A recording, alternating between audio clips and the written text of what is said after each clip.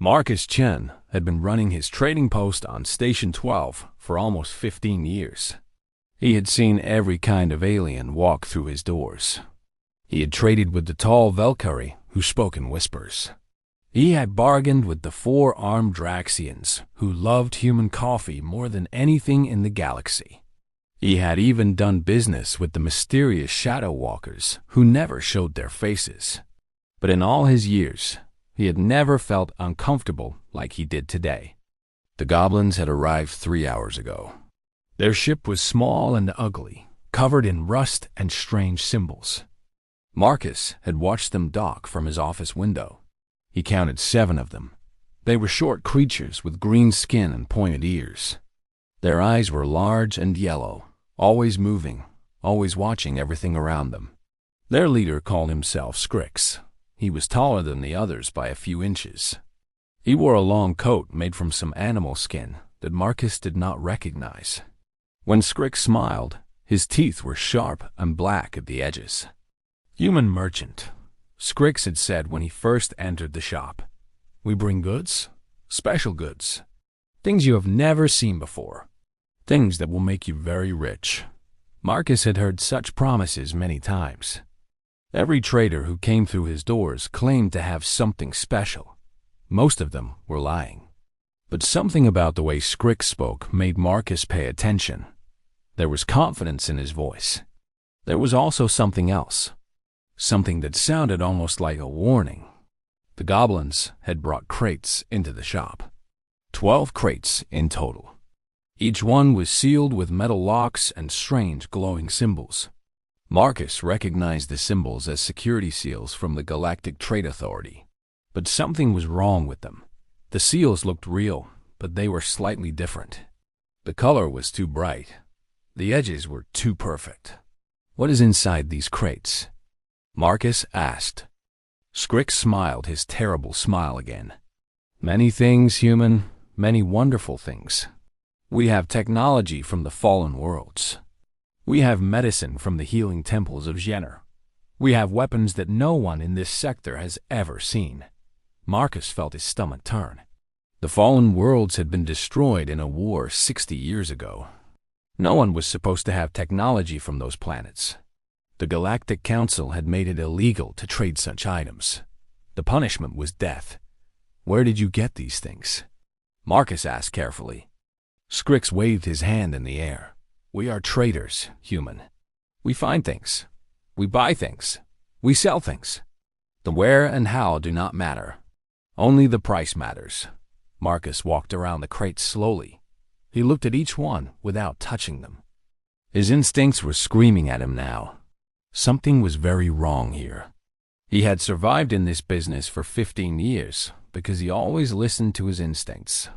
"Open one," Marcus said. "Show me what you have."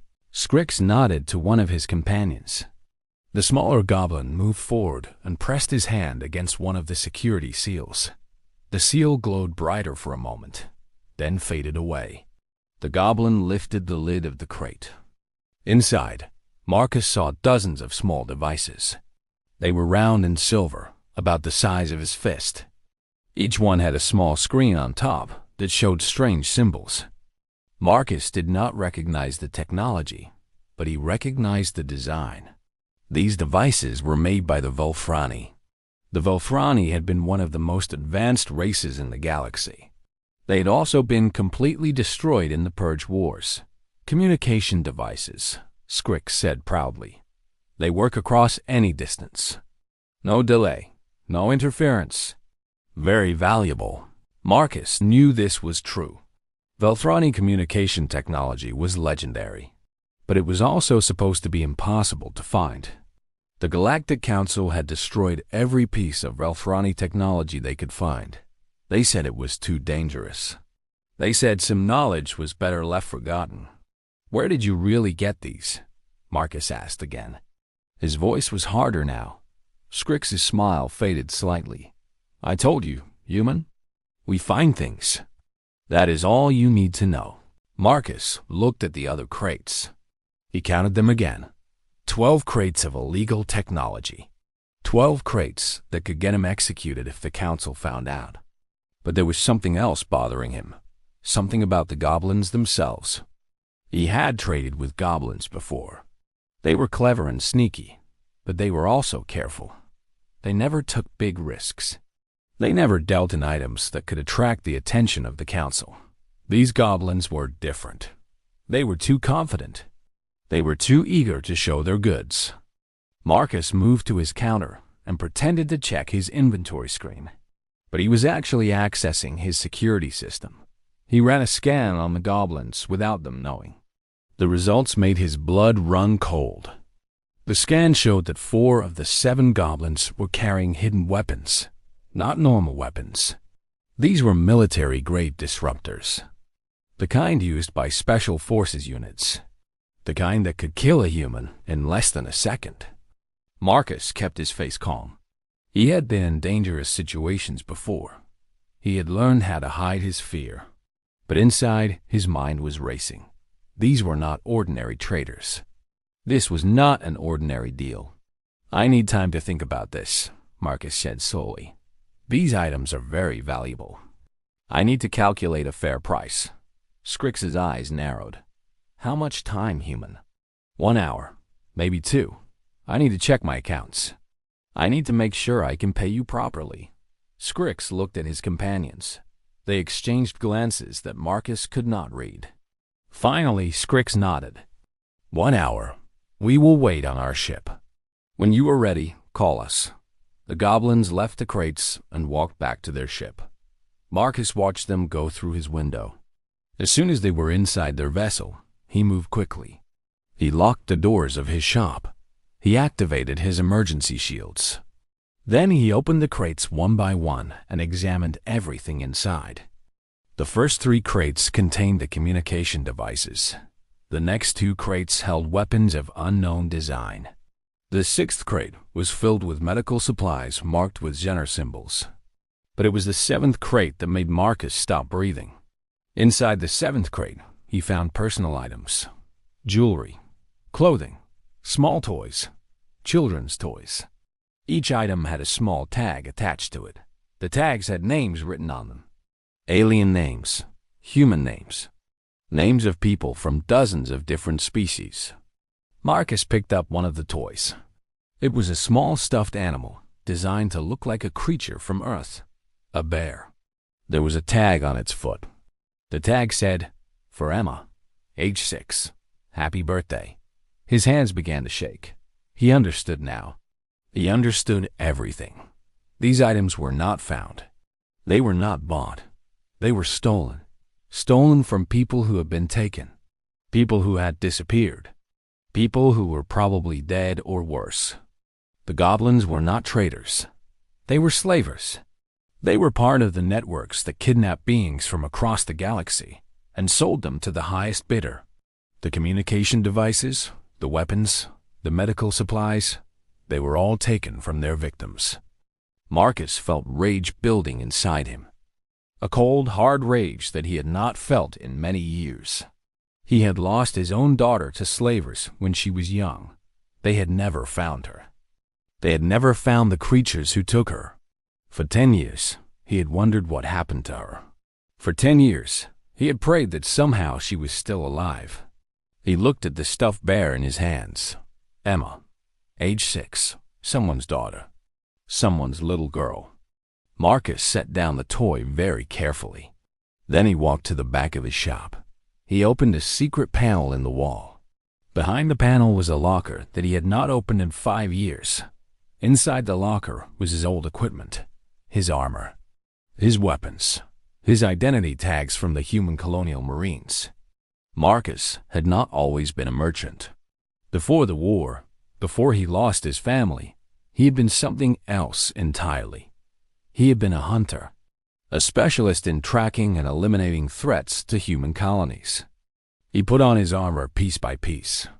It still fit perfectly. He checked his weapons and loaded them with fresh charges. Then, he accessed the station's communication system and sent an encrypted message. The message was short, just coordinates and a code phrase. The code phrase was one that only certain people would recognize. People who had sworn the same oaths he had sworn long ago. People who had dedicated their lives to stopping the slave trade. Then Marcus waited. The goblins returned exactly 1 hour later. Scrix walked through the door with his confident smile. His companions followed behind him, their hands near their hidden weapons. "Have you decided, human?" Scrix asked. "Are you ready to make a deal?" Marcus nodded slowly. "I have decided. But not the way you expected." Scrix's smile disappeared. He reached for his weapon. But before his hand could touch it, the lights in the shop went out. Emergency sirens began to wail. The doors sealed themselves with a heavy metallic sound. When the lights came back on, the goblins were surrounded. 12 humans in black armor had appeared from hidden positions throughout the shop. Each one carried weapons pointed directly at the goblins. Scrix tried to speak, but Marcus was already in front of him. He grabbed the goblin by his coat and lifted him off the ground. "I found your 7th crate," Marcus said quietly. "I saw what was inside. I know what you are." Fear filled Scrix's yellow eyes. "We can make a deal, human. We can give you anything you want. Money, power, anything." Marcus shook his head. "There is only one thing I want. Information. Names. Locations, every base, every buyer. Every ship in your network." "I cannot," Scrix whispered. "They will kill me." Marcus leaned closer. His voice was cold as ice. "I am going to ask you questions. You are going to answer them. If you lie to me, I will know. And then I will show you why humans became the most feared hunters in the galaxy." The other goblins tried to run. They did not get far. The humans in black armor were faster, stronger, and better trained. Within seconds, all 7 goblins were on the ground. The interrogation lasted for 6 hours. Scrix told them everything: names, locations, codes, secret routes, hidden bases. He told them about the buyers who paid millions for living beings. He told them about the ships that carried their victims across the galaxy. When it was over, Marcus sent another message. This one went to every human vessel in the sector. Within days, the slave network would be destroyed. Hundreds of beings would be freed. The creatures who had taken them would face justice. Marcus looked at the stuffed bear one more time. He did not know if Emma was still alive. He did not know if he could save her, but he knew he would try. He would find every child, every person, every being that had been stolen. He would bring them home. That was what humans did. They never stopped fighting. They never stopped hunting. They never gave up on their own, no matter how long it took, no matter how far they had to go. The stars were vast and cold and dangerous. But somewhere out there, slavers were learning a lesson they would never forget. They had made a mistake. They had come to a human trading post. They had shown their goods to the wrong merchant. And now they would pay the price.